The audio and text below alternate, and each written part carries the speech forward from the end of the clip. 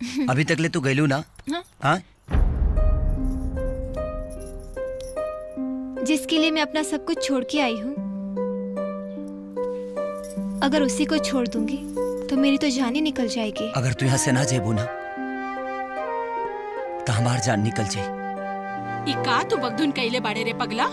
अरे तोहरा खातिर एक कितना बढ़न त्याग करके आयल बाड़ी, तू ये बात के बूझत काहे नहीं खास? ये तो हम नहीं चाहत माई कि हमरा खातिर कोनो प्रकार के त्याग करस।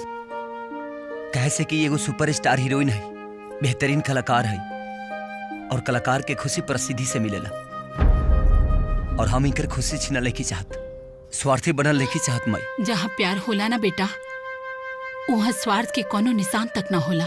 माई हमर प्यार ना भरम बाड़ी। आखिर तू कहल का चाहता रे? माई हम निशा से प्यार करी ले, और वह तुहर पतो बनी है।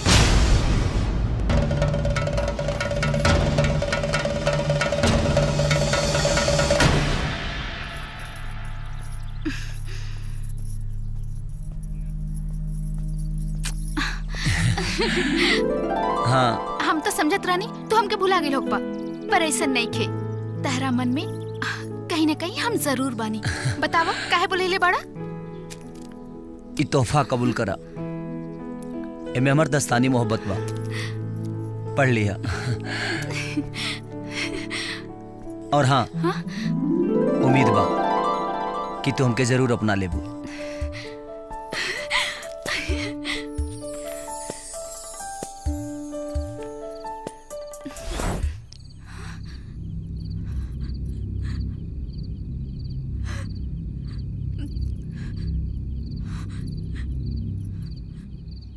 रे चिरकुट रे, काम उसका नहीं होला तारी, तनी आवाज छे मार। दूर मर दे, भूख के मारे पेट में चूहा कूदता और तोहरा काम सुझाता।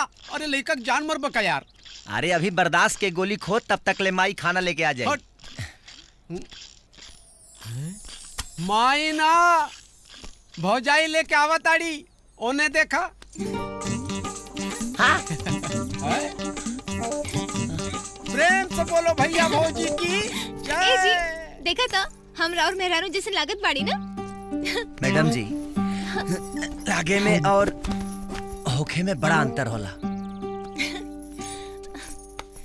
तो कहे ना ये अंतर के समांतर कर देते हैं।